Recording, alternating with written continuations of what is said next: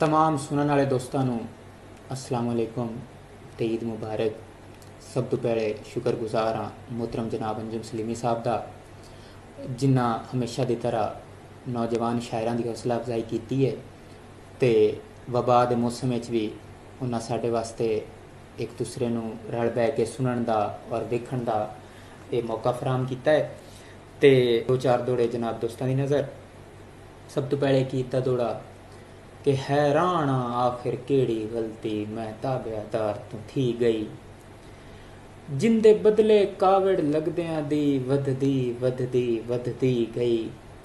ते ओ दर्दे हैदर भांबड़ विच मेरी हर हसरत झुलसी गई, रुठे लगदे आखिरी यशरे विच मेरी ईद उल फितर वंजी गई। और एक नवा दौड़ा लिखा है दोस्तों के हुण जिंदगी तैनू की देवां, जदों सुख दे वक़्त लगा छोड़े, तू जिस एहसास दी तालिब हैं ओ होर इंसान अढ़ा छोड़े।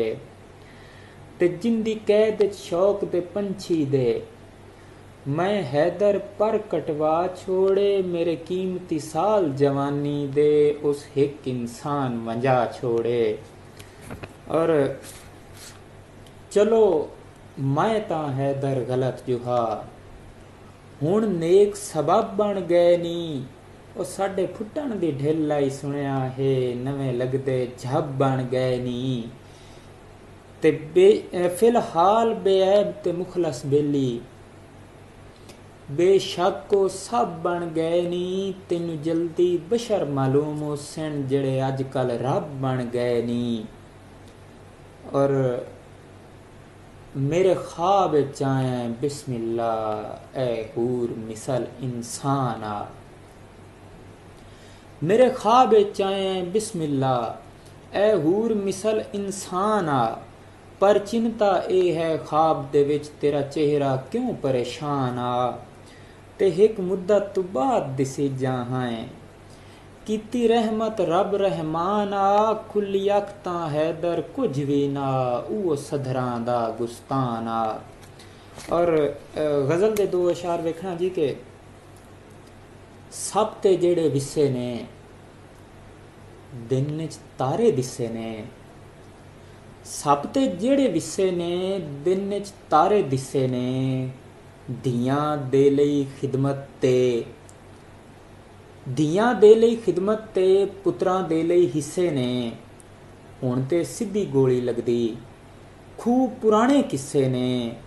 अरसे बादों दिस्या ए अरसे बादों दिस्या ए फट दोबारा रिस्से ने, वेख के हैदर लगदा ए अख च सुफने फिसे ने। और आखिरी दो चार अशार के मर्दे लोग बचावे हाकिम दे ना होर सजा वे हाकिम, मर्दे लोग बचावे हाकिम दे ना होर सजा वे हाकिम, आप उम्मीद दे कोठे घत के आपे ही देना ढावे हाकिम।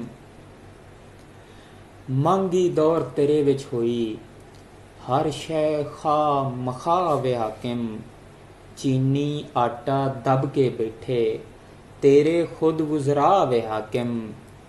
दुनिया भुख नाल मरदी पई है अख तू पट्टी ला वे हाकिम, तैनू मशवरे देवन आले करदे ने गुमराह वे हाकिम।